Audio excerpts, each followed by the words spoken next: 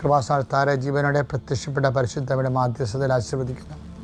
39 വർഷം ഞാൻ അർപ്പിച്ച കുർബാനയുടെ യോഗ്യതയാൽ കൃപാസ്ഥാനത്താരെ ജീവനോടെ പ്രത്യക്ഷ മാതാവിൻ്റെ മാധ്യസ്ഥ നടന്ന ആരാധന ശക്തിയാൽ ഞാൻ നിങ്ങളെ ആശീർവദിക്കുന്നു. നിങ്ങളുടെ ഉദ്യമങ്ങൾ, നിങ്ങളുടെ ഉത്തരവാദിത്തങ്ങൾ, നിങ്ങൾ ഉത്തരം പറയേണ്ട വ്യക്തികൾ, അവസ്ഥകൾ, വിഷയങ്ങൾ പരിശുദ്ധാത്മാവ് നിങ്ങളെ പ്രത്യേകമായി സഹായിക്കുകയും പരിശുദ്ധമ്മ ആ വിഷയങ്ങൾക്കെല്ലാം മധ്യസ്ഥം വഹിക്കുകയും ചെയ്യട്ടെ. കർത്താവ് നിൻ്റെ ഉന്നതമായ നാമത്തിന് സ്വസ്ഥം ചെയ്യുന്നു. നിൻ്റെ ഇന്നത്തെ വഴികൾ, ഇന്ന് ചെയ്തു തീർക്കാനുള്ള ജോലികൾ, ഇന്ന് ചെയ്തു തീർക്കേണ്ട ഉത്തരവാദിത്തങ്ങൾ, കുടുംബത്തോടുള്ള ഉത്തരവാദിത്തങ്ങൾ, കുഞ്ഞുങ്ങളുള്ള ഉത്തരവാദിത്തങ്ങൾ, തൻ്റെ ഓഫീസിനോടുള്ള ഉത്തരവാദിത്തങ്ങൾ, തൊഴിൽ മേഖലയിൽ നിനക്കുള്ള ഉത്തരവാദിത്തങ്ങൾ നിനക്ക് ചെയ്യാൻ പറ്റുന്നില്ലെന്ന് വിചാരിച്ചുകൊണ്ട് ഇതെങ്ങനെ ചെയ്ത് തീർക്കാനാണെന്ന് വിചാരിച്ചുകൊണ്ട് വല്ലാത്ത കൊട്ടവായും വല്ലാത്ത ഉറക്കവും വല്ലാത്ത ക്ഷീണവും ഒക്കെ തോന്നി വല്ലാത്ത രീതിയിൽ വിഷമിക്കുന്നതിൻ്റെ എല്ലാ ഭാരങ്ങളെയും കർത്താവ് ഏറ്റെടുക്കട്ടെ. നിൻ്റെ ഭിന്ന ബന്ധങ്ങൾ, ചില ബന്ധങ്ങളുമായിട്ട് നിനക്ക് കൂടെ ഭിന്നതകളും അസ്വസ്ഥതകളും ഉണ്ടാകുന്നു.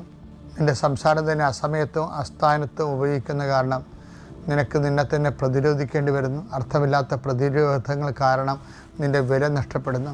അതെല്ലാം ഒരു സുപ്രഭാതത്തിൽ ഈശോ എടുത്ത് മാറ്റുകയും പരിശുദ്ധ അമ്മ നിന്നെ സന്ധിക്കുകയും നിന്നെ മുമ്പത്തേക്കാൾ മഹത്വത്തിൽ നിൻ്റെ ഇടങ്ങളിൽ പ്രതിഷ്ഠിക്കപ്പെടുകയും ചെയ്യട്ടെ. കൊടുത്തു തീർക്കേണ്ട സാമ്പത്തിക കടങ്ങൾ പരിഹരിക്കാൻ പുതിയ മാർഗ്ഗങ്ങൾ കർത്താവ് നിന്നെ കാണിച്ചു തരട്ടെ.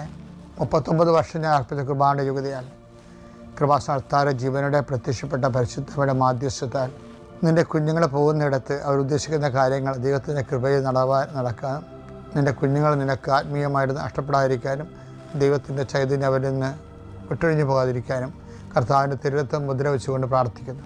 കർത്താവ് നിൻ്റെ ഉന്നതമായ നാമത്തിന് സ്വസ്ഥം ചെയ്യുന്നു. സഭയുടെ അധികാരം, സഭയുടെ സാന്നിധ്യം നീ വ്യക്തമാക്കണമെന്ന് പ്രാർത്ഥിക്കുന്നു. പെൻഡിങ് ആയിട്ടുള്ള കേസുകൾ, കുറേ നാളുകളായിട്ട് മറന്നുപോലും പോലും ഉത്തരവാദിത്തങ്ങളുണ്ട്.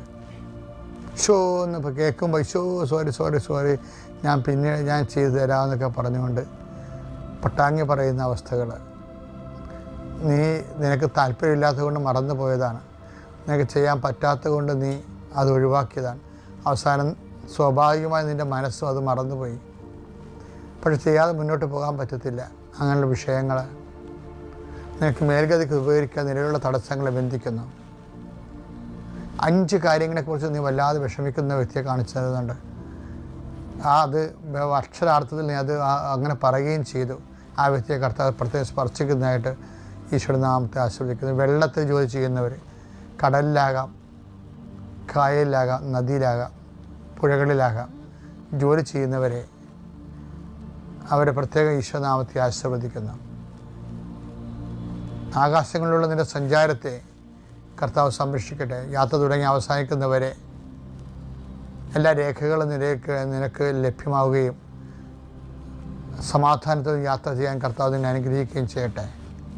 നിൻ്റെ വടത്തും ഇടത്തും വീട്ടിലും വഴിയിലും ജലത്തിലും കരയിലും മുകളിലും ഹൃദയത്തിലും കർത്താവിൻ്റെ സാന്നിധ്യവും സഹവാസവും സംരക്ഷണമാവട്ടെ.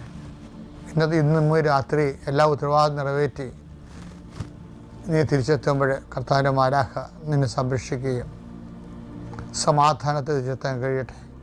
നിൻ്റെ ഭാരങ്ങൾ എന്നെ ഏൽപ്പിക്കുകയും ഞാൻ നിൻ്റെ ശ്രദ്ധാലുവാണെന്ന് പറഞ്ഞ ദൈവം നിൻ്റെ ഭാരങ്ങൾ മാനുഷികമായി ഏറ്റെടുക്കാൻ പല മനുഷ്യരെയും യാത്രയാക്കി നിൻ്റെ മുമ്പിൽ എത്തിച്ചു തരട്ടെ.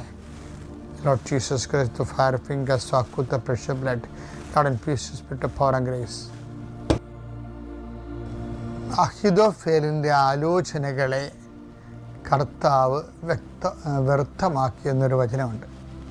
അത് നിങ്ങൾ ശ്രദ്ധിച്ച് കാണും. ഒരു 3-4 ദിവസം മുമ്പ് ഇതുപോലെ കുരിശുയർത്തി പ്രാർത്ഥിക്കുന്ന സമയത്ത് എൻ്റെ നാവിലൂടെ വന്നതാണ്.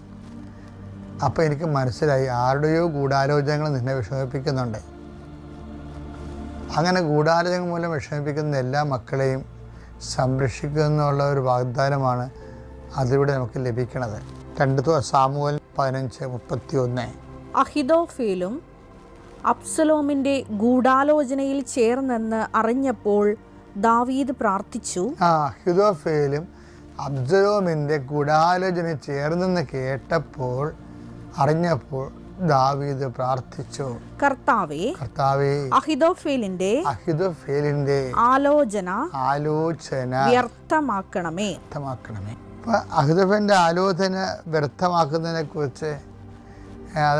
അതായത് അബ്സലോം ദാവീദിൻ്റെ മകൻ തന്നെയാണ്. ഒരു നിമിഷം അബ്സലോം തന്ത്രപരമായിട്ട് പ്രജകളെല്ലാം കയ്യിലെടുത്ത്, വർഷങ്ങളുടെ പരിപാടിയാണത്. അബ്സലോം എപ്പോഴും നഗര കവാടത്തിന് പോയിരിക്കും. രാജകുമാരനെ കണ്ട് ആൾക്കാർ പട്ടണങ്ങൾ ഗ്രാമങ്ങളിൽ നിന്ന് വരുന്നവർ രാജകുമാരനെ കണ്ട് അഭിവാദനം ചെയ്യുമ്പോൾ ചോദിക്കും, എന്താ, എവിടെ പോണു, സുഖമാണോ, കഴിച്ചിട്ടാണോ വന്നത്, ഇങ്ങനെയൊക്കെയുള്ള സുന്ദരൻ ചോദ്യങ്ങളൊക്കെ ചോദിക്കും. അപ്പോൾ ആൾക്കാർ അയ്യോ എന്തൊരു നല്ല രാജകുമാരൻ. അതുകൊണ്ട് ആൾക്കാർ പറയും, ഇങ്ങനെ ഞങ്ങളുടെ വസ്തു കയ്യേറി രാജാവിനെ സങ്കടം പറയാൻ പോവുകയാണ്. അപ്പോൾ അബ്സലോം പറയും, ഇത് നിസ്സാര കാര്യമല്ലേ, നിങ്ങൾ പൊയ്ക്കോ, അത് സെറ്റാക്കാമെന്ന് പറയും.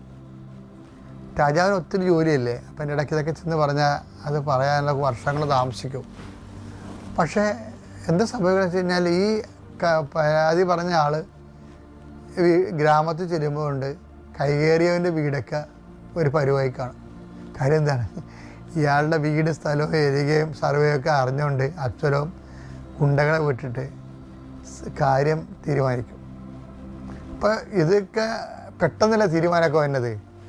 അതാണ് അബ്സലോം എന്ന് പറയുന്ന ആൾ. ഇതിങ്ങനെ ഒരു 3 വർഷം വർക്കൗട്ട് ചെയ്തപ്പോൾ എന്ത് പറ്റി, രാജ്യത്തിൻ്റെ പട്ടാളക്കാരും പ്രജകളും എല്ലാം അബ്സലോമിൻ്റെ കൂടെയായി.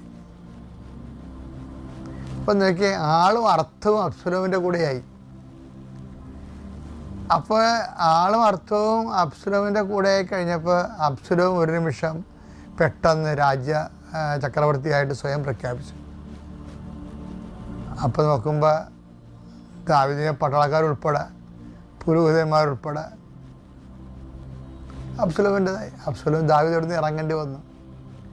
പക്ഷേ അത് വചനം എന്ന് പറഞ്ഞാൽ ഭയങ്കര രസമല്ലേ. എന്ന് നോക്കിയേ, നമ്മുടെ ജീവിതത്തിൽ സംഭവിക്കുന്ന വിഷയമാണ്. നമ്മുടെ കൂടെ നിന്നവൻ